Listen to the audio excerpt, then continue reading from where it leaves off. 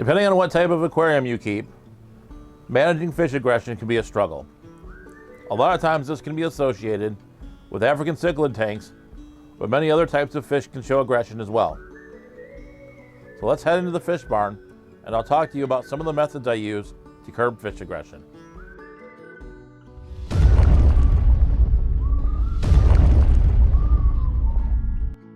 So let's first talk about proper stocking levels. This can mean a couple of different things, from having your tank overstocked to having the proper fish sex ratios. So let's start with overstocking.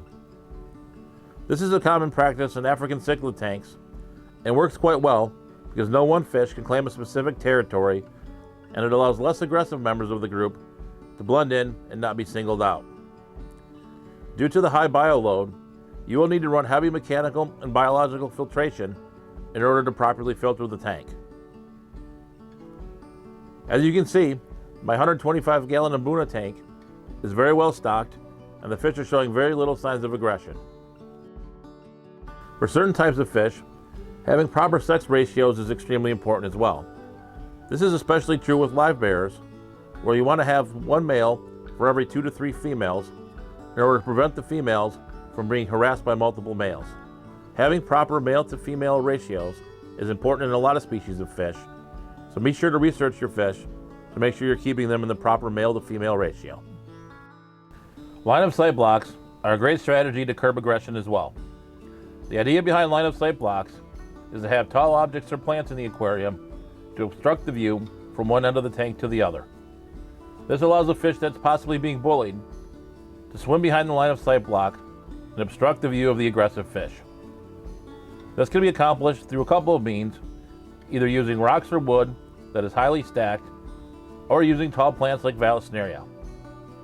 We're going to go ahead and look again at my 125-gallon African cichlid tank. I primarily use Vallisneria as a line of sight block, so one fish can't target another fish from one end of the tank to the other.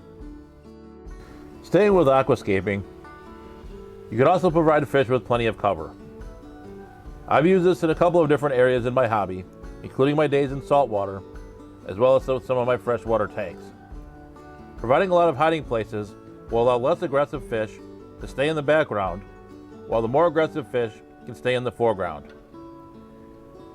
You can currently see this example in my 245-gallon South American tank, where the larger Geophagus and Severums will stay out in the open, while the smaller cichlids and the scissor-tailed Rasboras will mostly hang out in the background. It keeps the tank well balanced, keeps everyone happy, and gives everyone a place to hide when they need it. If you're having a fish that's being overly aggressive, in terms of protecting territory, you could always rearrange the hardscape in your tank. This resets the territory, creates confusion amongst the fish, and makes all the fish renegotiate their territories and hierarchies. This is also a great strategy for adding new fish to your aquarium as well, and I've used this both in saltwater and with freshwater when adding new fish. If you're having a fish that's being a bully, or experiencing a conflict between two fish, you could use the timeout method. The timeout method involves removing the fish or fishes to a separate display or holding container for a specified period of time, and then reintroducing the fish back into the display tank. I would recommend the practice of rearranging the hardscape that we spoke about earlier when you're reintroducing the fish from the timeout. I really haven't had to do this with a lot of my tanks. I do have this Frontosa that's in a permanent timeout since he doesn't get along with any of the other larger fish in the fish barn. We'll talk a little bit more about the permanent timeout and this fish a little bit later. This next strategy is not talked about much in freshwater, but I've used it a lot in saltwater, and that is stocking based on body shape. I've done this a lot with tangs in saltwater. There are a couple of different genuses of tangs that have very unique body shapes. For example, you have your Zebrasoma tangs, which have a very delta-shaped body, very much like your yellow tang that you see plentiful in the aquarium hobby. And then you have your Acanthurus tangs, which have a more rounded shape, much like your regal tang, otherwise known as dory. If you have an aquarium with an already established Zebrasoma tang, and you were to add a second Zebrasoma tang, you would end up with a lot of aggression issues with the probability of the new tang being harassed and killed.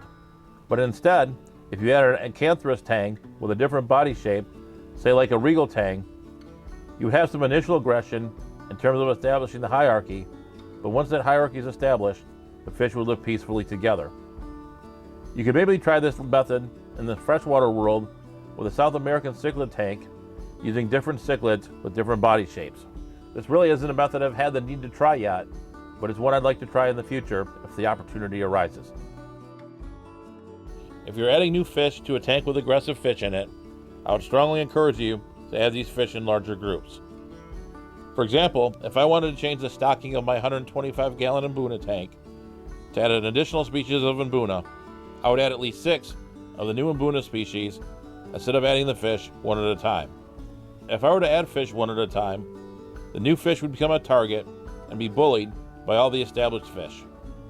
But when you add them to a group, no one single fish will get singled out and become the focus.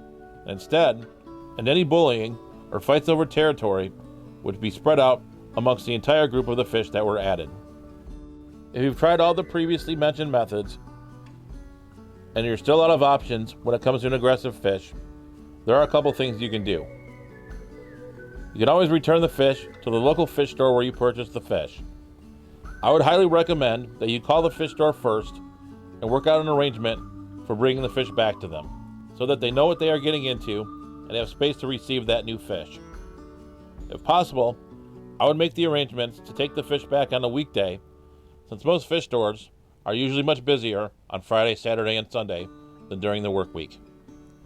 Depending on the fish, you could also put the fish in its own separate environment, like I did with this Frontosa. For whatever reason, he doesn't get along with any of the larger fish and will bully and even try to kill fish of similar size in his tank.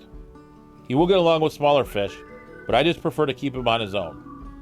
I once did try to add him to my large 245-gallon South American tank, and it was very apparent that this wasn't going to work out.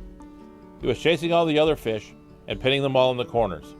It was very apparent very quickly that it wasn't going to work out. So now he just lives peacefully here in his 75-gallon aquarium. So I hope you enjoyed taking a look today at some methods to cure aggression in your aquarium. If there's anything here that you've used that I didn't mention in the video, feel free to add it to the comments section. So with that being said, stay safe, stay fishy, and I'll catch you on the next video.